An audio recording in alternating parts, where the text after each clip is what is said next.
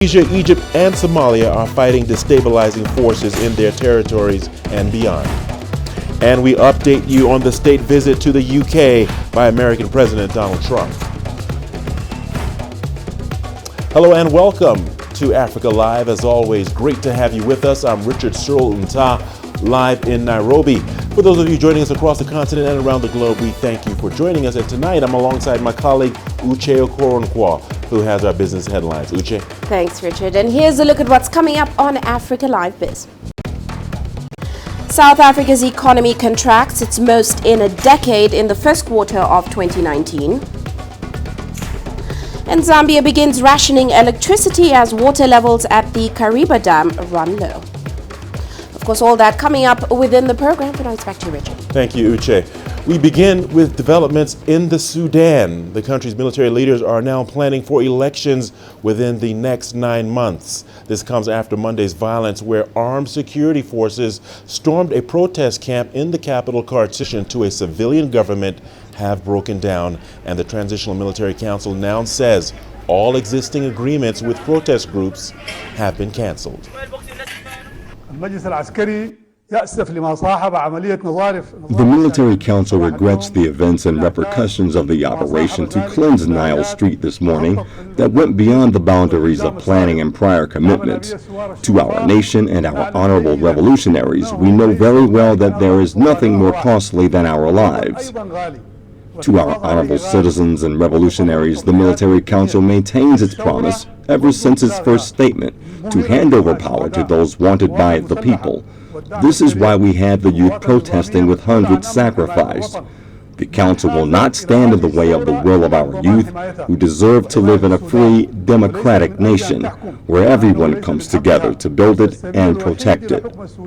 Our dear citizens, we vow to carry out an investigation regarding the events of today, and we call on the General Prosecution to carry this out. And the Military Council also wishes to invite everyone to lift the value of our nation and create a spirit of forgiveness. Dozens of illegal authorities are demanding for support before accepting the migrants. This follows an influx of migrants from neighboring Libya in recent months. 75 undocumented migrants from many African countries have been stranded off Zarzis since Friday night aboard a tugboat. The vessel belongs to an oil company. Improving weather conditions facilitate illegal migration to Europe. The insecurity and difficult economic situations in Libya favor the phenomenon. People from sub-Saharan Africa are either used to cheap labor or exploited human trafficking. They are tempted to cross the sea to reach Europe. The migrant group is waiting for the green light from the authorities in the governorate of Migrant. The governor said the city is unable to respond. Authorities in Tunisia. In May 2018, we recorded 32 illegal migration in south of Tunisia. Today, we've reached over 300 attempts. Tunisia cannot solve the problem on its own, while Italy and Malta have ignored it. Local authorities have, however, offered medical care to 5 African migrants, but are unwilling to allow them to move to this city. Even though our city does not have the logistical means, it is unacceptable that human beings are stranded at large. They deserve a better treatment. We are ready to welcome the illegal migrants into our city. In 2011, Tunisia hosted over 2 million migrants who had fled the war in Libya. According to the governor of Migrant, his region has been managing the humanitarian burden of migrants alone since 2011, which has exhausted its capacity and created problems, such as the search for asylum areas or the pressure exerted by citizens and organizations. A coordinated national effort from other regions and governors so as to share the huge responsibility of finding housing solutions for undocumented migrants from sub-Saharan Africa. Aden Shawishi, CGTN, Tunis. To Egypt now, where the first court session for terror suspect Hashim Ashmawi since his capture and extradition to Egypt was held Monday. After statements from the defense teams for Ashmawi and other terror suspects, the court adjourned till July the 2nd. Yasser Hakim tells us what's in the charges against Ashmawi. Monday's case is related to the Ansar Bayt al-Maqdis group. Hisham Ashmawi and 212 others are accused of establishing a terrorist organization of killings and attempts to destabilize the country, as well as espionage for foreign. The court listened to the defense arguments not just for Ashmawi, but for others on trial. It will continue listening to more arguments from defendants in the next session. Egypt's most wanted man was extradited from Libya this week. His return opens the door for an opportunity for him to appeal the court cases and to defend himself. The accused and his defense lawyers have the chance to deliver their point of view in both courts. He's tried in a crimes court for killing civilians and in the military court as well for killing soldiers and policemen. The case has been adjourned to the 2nd of July. Now the court and the public opinion will be waiting to see if Hisham Ashmawi will be able to attend the court case and stand trial in the next session. Yes, Hakim for CGTN, Cairo. The Tunisian president has urged all Arab leaders to work together on the preserving of security and stability in the region. Tunisia also warned against the risk to be drawn into new episodes of tension and instability in the region.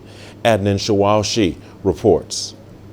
Tunisian President Beji Qaid prevent the creation of a conducive environment for its activities.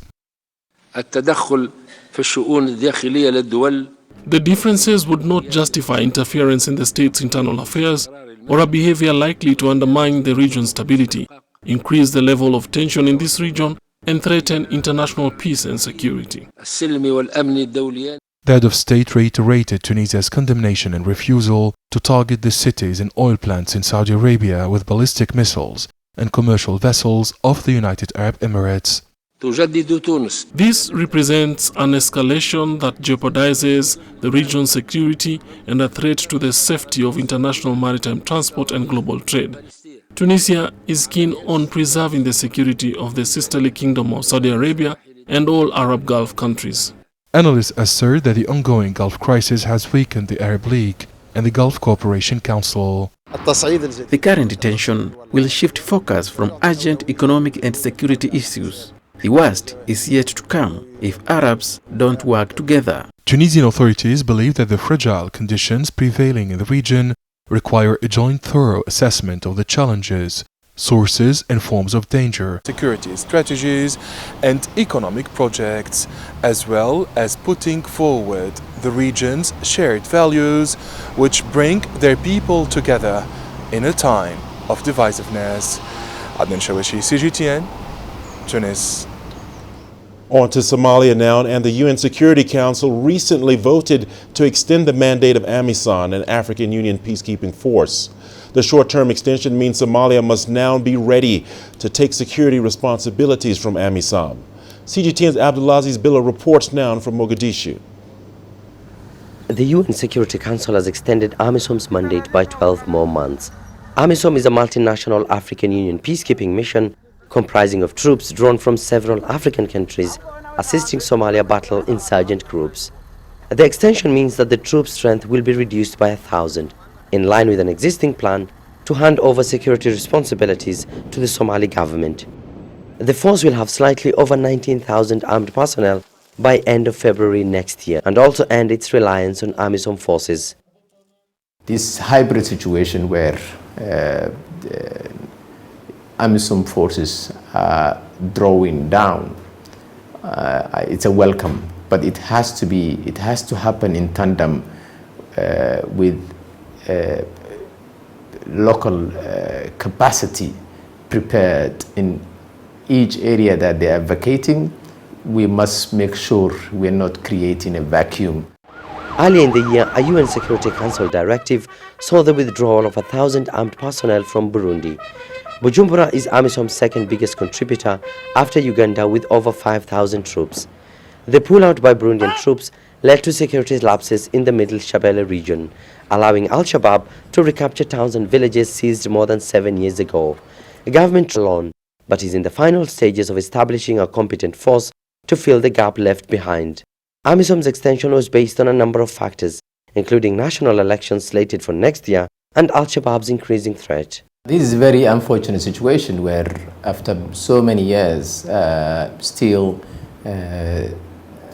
Somalia looks like it's not prepared to take over its security from the AMISOM forces. But I believe there is some room for improvement if the government realizes that it has to prepare itself for elections. Meanwhile, securing election venues will prove challenging with regional elections due in 2 regional states this year. UN officials in the country, however, laud AMISOM's role in pacifying Somalia, while vowing to support the mission accomplish its objectives.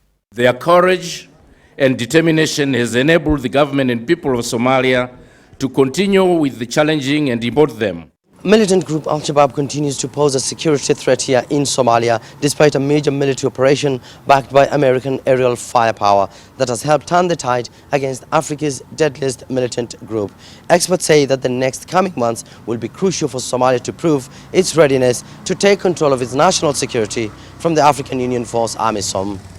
Abdul Aziz Bilo, CGTN, Mogadishu, Somalia. The U.S. President is in the UK for a 3-day state visit. Queen Elizabeth II welcomed Donald Trump and his wife at London's Buckingham Palace. Then the U.S. first couple visited London's Westminster Abbey. On landing, Trump sent out a tweet calling London's Mayor Sadiq Khan a stone-cold loser for criticizing Britain's decision to roll out the red carpet for the U.S. leader. Earlier on Saturday, the mayor compared Trump's use of language to the quotation against the U.S. president. Well, Trump's trip to London is being touted by both sides as an opportunity to strengthen their long-established special relationship. That phrase has historically been used to describe the UK-US alliance, even when it's not the political reality. CGTN's Richard Nta takes a closer look. The strength of Anglo-American ties often boils down to the personalities of who's occupying the White House and 10 Downing Street. And history provides many examples. During the Second World War, Winston Churchill called on Franklin Roosevelt for support, forging the modern military alliance that continues to this day. At the height of the Cold War, John F. Kennedy ignored the objections of his advisors and sold Polaris nuclear missiles to the UK when Harold Macmillan insisted on a partner in Ronald Reagan. Their views on capitalism and free markets were so aligned that an aide dubbed them political and philosophical soulmates. Tony Blair faced intense criticism for supporting George W. Bush's decision to invade Iraq after 9/11. An inquiry after the war concluded Iraq did not pose an urgent threat to the UK. Still, things aren't always rosy. Although Barack Obama got along well with David Cameron, the US-UK relationship seemed taken for granted. Obama appeared more concerned with Germany, Iran, Syria, and China, announcing a US pivot to Asia. So, how special Italy accused UK intelligence services of spying on him. This is his second visit to Britain as president, just as May prepares to leave Downing Street. Her successor will play a crucial role in shaping the dynamics that define US-British relations, for better or worse. Richard Nta, CGTN, Washington. The news continues on Africa Live. We've got lots more news coming your way. Don't go away. For lucrative economic data out of the country, the country's foreign currency reserves. With a dedicated and diverse team of anchors, CGTN now brings Africa to the palm of your hand. Perina Karibe in the heart of Nairobi, which is bustling. From everyday heroes to the continent's most powerful figure that's changing perspectives.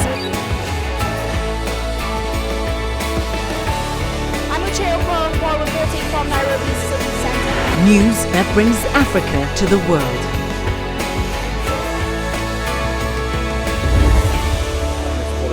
CGTN.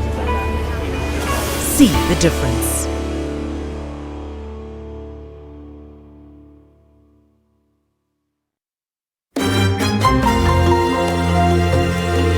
Africa Live. Find your voice.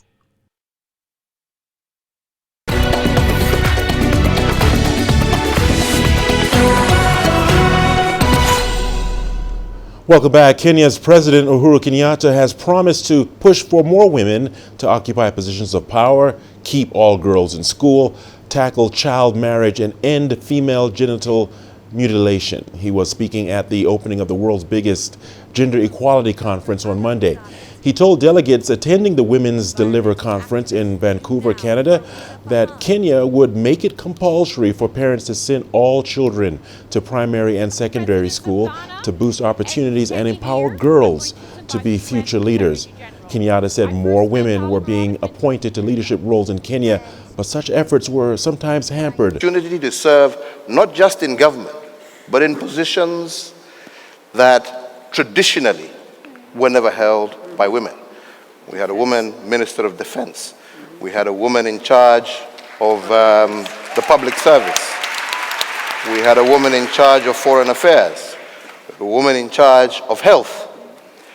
As a result of that, in my second term, 2 of those women were actually elected governors in their respective states because people saw the capacity and the ability. Well, in South Africa, Cape Town's Winter Readiness Task Team has embarked on a flooding mitigation program in anticipation of it many. CGTN's Travers Andrews has this report. With winter fast approaching, the city can expect to be blanketed with showers more often than not. And its Winter Readiness Task Team has got their hands full, making sure poor communities don't get washed away.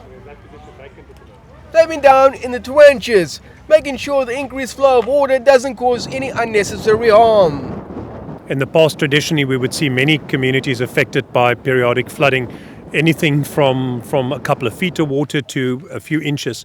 But for people who are stuck in areas which are low-lying, which are perhaps in floodplains, that creates great misery and often a loss of assets which they can't readily replace. But they're also specifically looking to tackle kilometre after kilometre of blocked canals, much of which are adjacent to informal dwellings and where illegal dumping has become a real problem. Businesses, households, informal settlements are dumping waste into areas of canals and stormwater systems where they... Clothes, tyres, couches, mattresses and the lot have been found inside the canals, which have diverted much needed funds for cleaning away from other services. Illegal dumping costs the city over $20 million a year. And while much of that is attributed to private businesses, who some say use the canal system as a dumping ground, communities have also fallen foul, which according to the city have also contributed to the blocked waterways.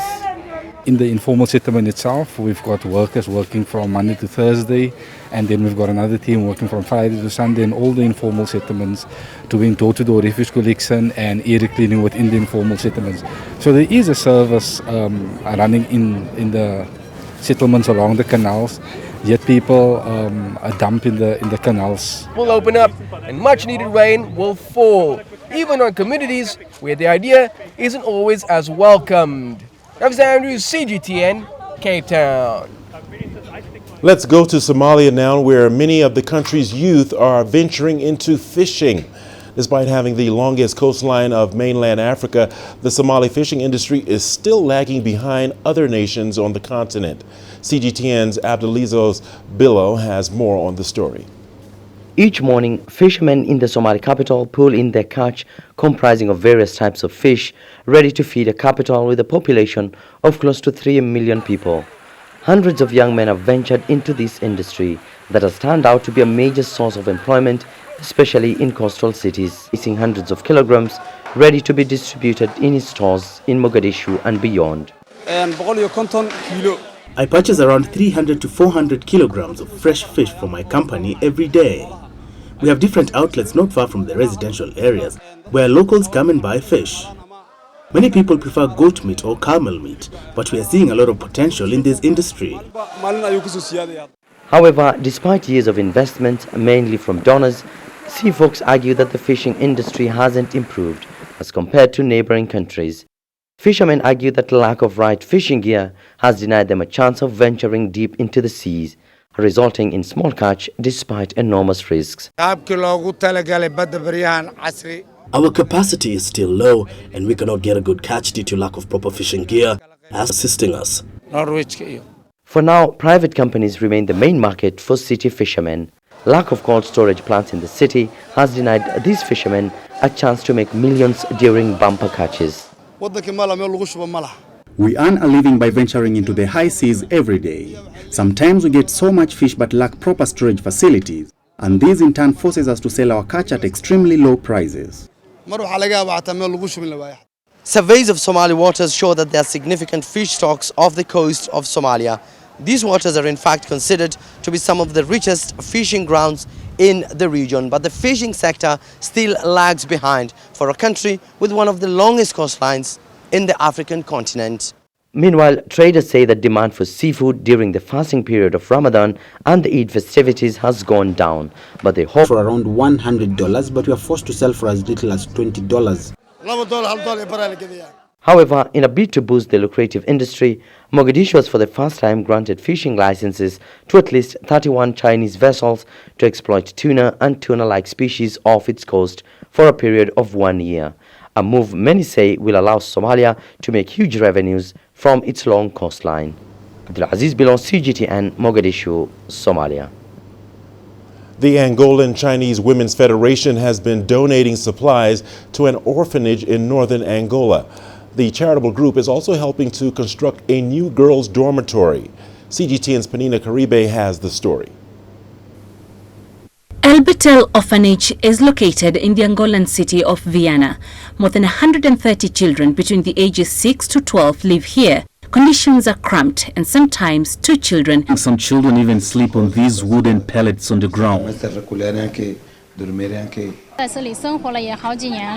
We have lived here for many years and feel that these children really need our help. So we come here from the heart to help these children. We are not only helping this orphanage, but also sponsoring other orphanages. We are helping them to build a new girls' dormitory. They used to rent a house, but in 3 months' time, they will have a new home to live in. A new girls' dormitory is currently being built. The Angolan Chinese Women's Federation is helping with the construction costs. The Angolan Chinese Women's Federation bought all the building materials for us. We're building a new girls' dormitory right now for 60 girls. The new dormitory has 4 bathrooms. The old dormitory only had 1. It's a good environment for the girls. The Chinese women's group also donated daily necessities, including clothing, mattresses, school supplies and food. To celebrate, they even hired a bouncing castle for the children. Penina Caribe, CGTN. Africa is facing rapid urbanization. Big cities are popping up in every part of the continent, but infrastructure development is not catching up. This has led to a rise in the number of informal settlements in the cities. And Nigeria happens to be a classic example of nations where slums are rising rapidly. From the country's commercial capital of Lagos, CGTN's Deji Badmus reports.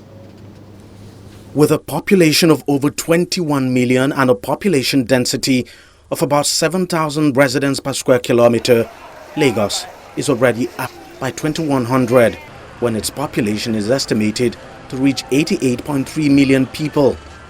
Authorities in the city estimate that at least 86 migrants come into the city every hour, never planning to leave.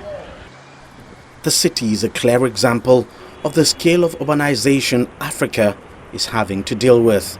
You even have to ask, who are the ones migrating? You don't find 60, 70-year-old people migrating to the urban areas. It is the youths, young people that are the ones migrating. So all that you need to do to check that is that you have to provide amenities that can keep them, within the rural areas, and you would have... With inadequate housing to cater to the massive population boom, it's now common to find people living in slums right in the heart of cities. Makoko slum in the very heart of Lagos is a typical example. It's home to almost 100,000 residents, with half of them living on water and another half living on land. The government must, as a matter of social responsibility, make it a point of duty to provide affordable housing so that even people who are coming into the cities can find places to live. Owing to its rapid population growth, Lagos is fast running out of land for new developments. The city's authorities are now turning to the lagoons and the seas, sand-filling huge portions for real estate developments. Environmentalists, though, warn this could backfire. Lagos being a mangrove area, we need to be very, very careful of how we're sand filling all these mangroves, because the mangroves have a very important role to play in terms of very, very pragmatic, serious drainage systems. Then we're just asking for problem and trouble. Another huge problem that has come with the exponential growth in cities on the continent is waste. Lagos alone generates 13,000 metric tons of waste every day. 80% of that is residential waste. But the city is struggling to manage the waste on an infrastructure constructed in the 70s when the population was around 3 million. The dangers of poor waste management is one that is actually overwhelming.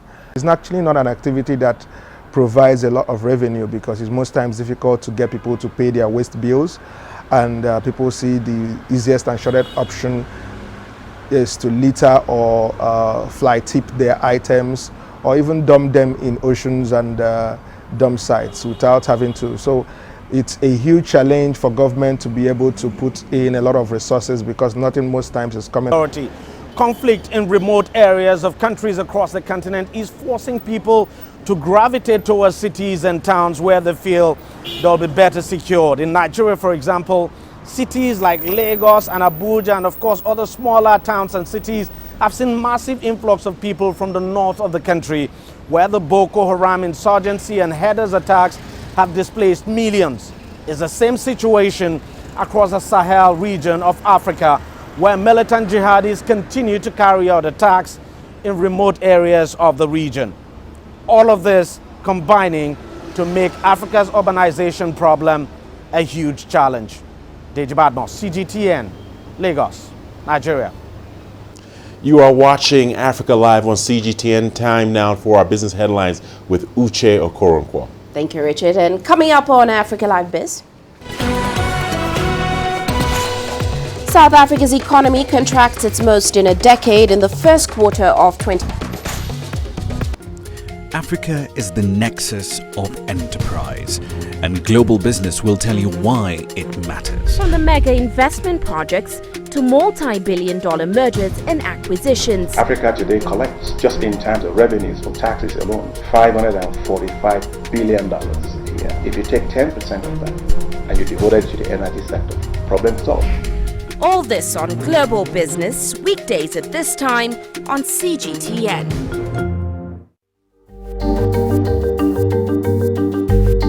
Africa Live. Find your voice.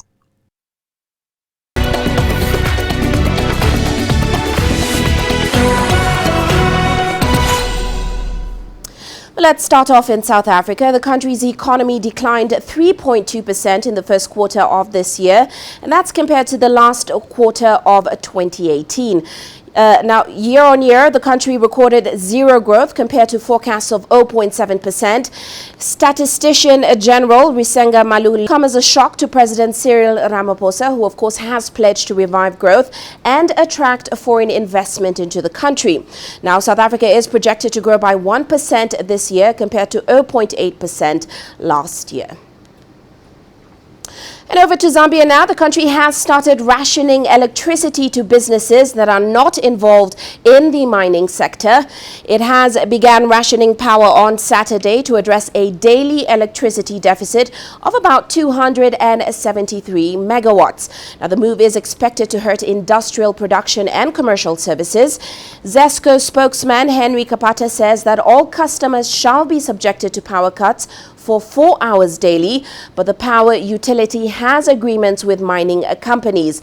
Of course, Zambia is Africa's second largest copper producer. Copper accounts for about 70% of the country's total export earnings and 12.2% of its GDP.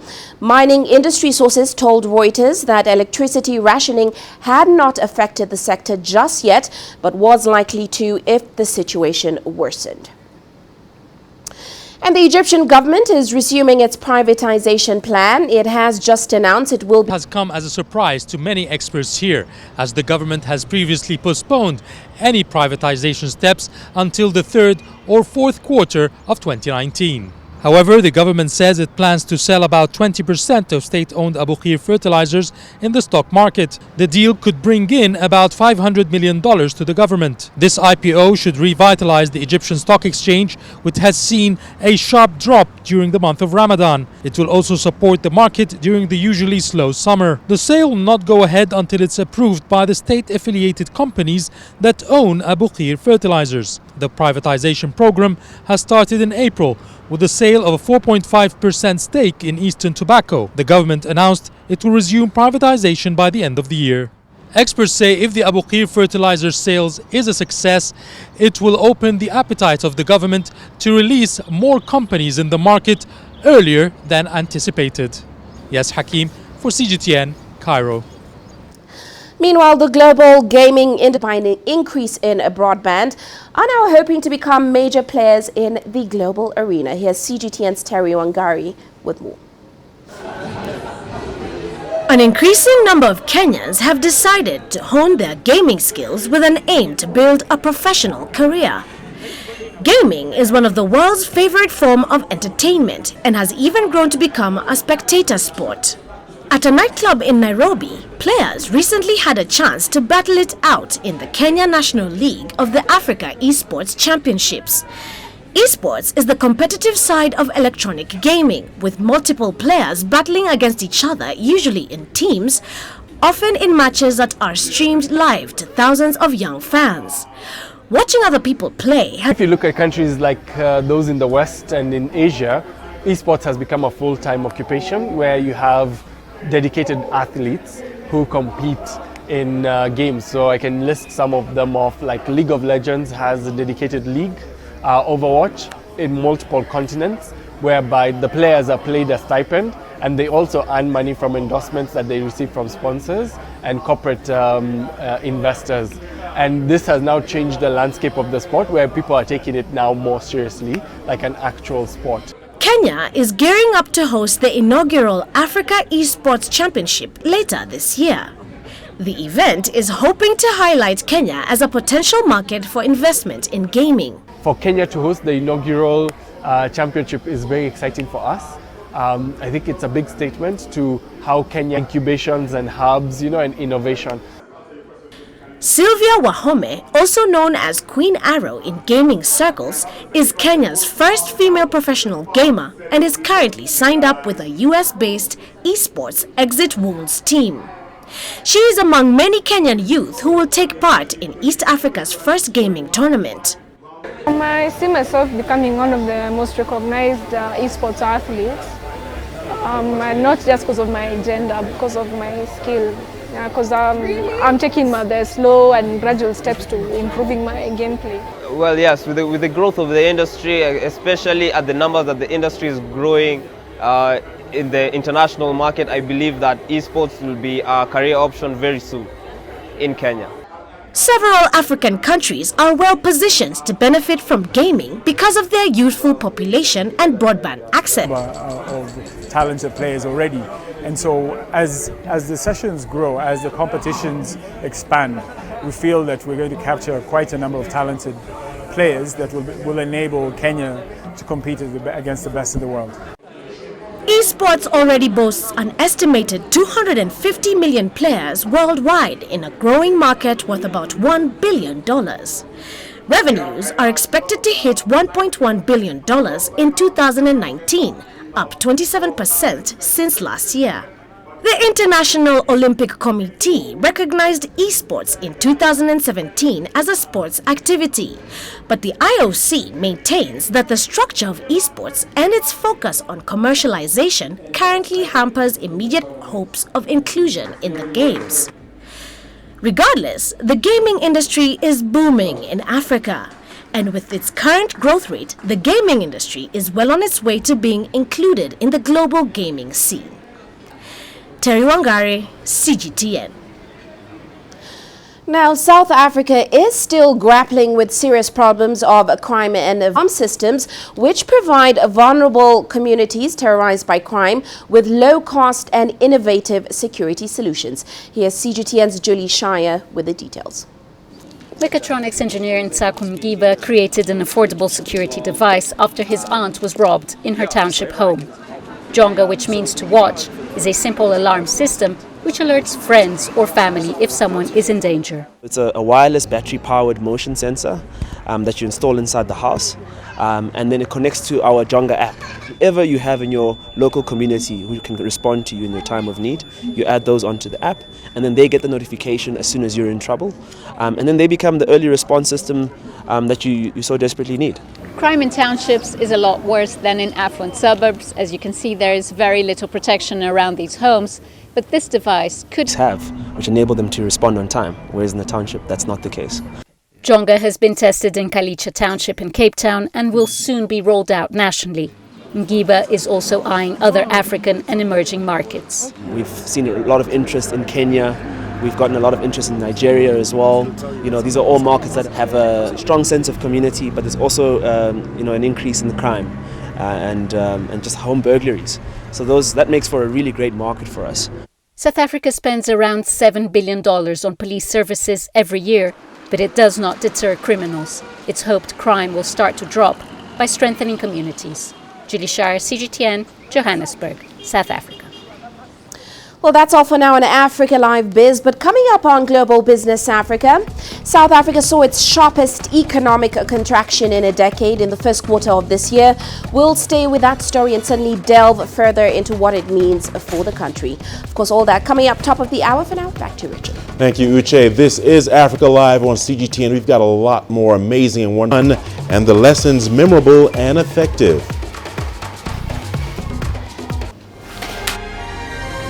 The greatest journeys, the greatest sights, the greatest adventures. Here in Kanata, this weir allows the locals to walk on water. We're far more than just TV news. We're your passport to the wonders of Africa. To bring you stories of struggle, survival and hope.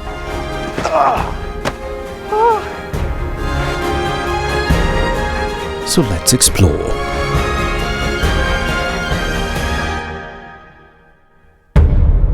CGTN.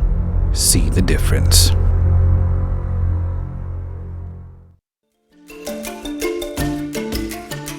Africa Live. Find your voice. Kenyan teacher who found fame on social media platforms, this after posting videos of himself dancing with his students. He says he plans to continue using dances in class to make learning more engaging. CGTN's Brian Toussaint has more. Teachers often face the challenge of developing new and more exciting methods of teaching their students. Knowing how learning can be difficult, Ghanaian teacher Saki Percy decided to approach it differently, through dance. Later, he found fame on social media after posting a video of him dancing with his students. He says he was shocked by how many people responded to his post. At the beginning, people were calling me new numbers, my mates, those whom I haven't even met before. They call me here and there, Instagram, a lot of comments. Because that was my video that clocked, I think, let's say, 10,000 views within very short. Because that was my first time to clock that kind of views and subscribers. I was having, let's say, 23 subscribers. And now I'm having about 4,000 going subscribers. His purpose is one, to make learning fun so that students can breeze through difficult subjects. When it comes to the curriculum activities, there are a lot of topics which are very difficult to capture. So I will try to use this dance to come out with easy way for people, play to learn activities, which is edutainment. It's very easy and when you implement in class. Known as Percy Jackson on social media, the Ghanaian teacher is also a singer, songwriter and dancer. Based in a farming community, he decided to try his unconventional method. I realized that in my class too, the confidence level of expression was very low, and I found out that the interaction between the kids and the teacher, which is a teacher-pupils relationship, was very low. So I decided to come out with a dance which will build up this great companionship between the teachers and the kids, and also to build up their self-confidence in class as well, and to make school attractive to these kids so that they won't miss school. Percy say other schools and even parents in his neighborhood are now using his videos to teach their children. He plans to continue using dancing or any other means of creativity to make learning easier. Sadiq Shaban, CGT. Well, that is an amazing story. Moving on, the global and social media FitFam phenomena, in which fitness enthusiasts spur each other online or in person, has taken root in Nigeria. The first showcase of foods and ingredients. However, junk food has also grown rapidly in popularity in recent years, leading to a rise in fitness activities in the country. Let's take a look. 25-year-old Kofo Durosin Mieti is talking up her produce to all who stop at her stall at the Green Festival in Lagos, Nigeria's sprawling financial hub. Okay, so basically what we have here, we have spinach seedlings, and basically we're part of the Grow Your Food movement. So basically you have to transplant this and it multiplies. Then we have cherry tomatoes. They're like tomatoes you pop in your mouth, very super tasty. She is the founder of Next Gen Farms. The farmer started growing vegetables and a variety of seedlings in 2014. It opens up a wide range of economic opportunities in terms of, organic farming now. People are appreciating it and their willingness to pay maybe a bit more for it, although we're still having a challenge there. There's also enhance their health and, live longer and healthier. The Green Festival was organized to bring together the growing number of Nigerians adopting healthier lifestyle with fitness instructors, nutritionists, wellness experts and organic farmers asking people to put their health first. There's this stigma that what's wrong with you, didn't get a white person. But I feel those little changes on the long run, it just helps here. So it's about being very intentional that I'm going to do this and then finding a little friends and families who will just be on the journey with you. So it becomes fun. Like today I came with my friend and it's been fun. The organizers also put together masterclasses on budgeting and healthy lifestyle in the wellness sector. People are moving away from chemicals, harsh chemicals, even up to makeup that they apply on their face. They are asking, but they keep pushing on towards building a healthy nation. The plan is for the Green Festival to be an annual event where a growing number of young farmers can take up organic farming for gainful employment and support the campaign for a healthier nation. Beryl Oro, CGTN. We've got your sports news coming up after the break. Don't go away. Don't touch that dial. Here's a sneak peek at the headline. A decision is imminent on the fate of the controversial ending of the 2019 CAF Champions League final.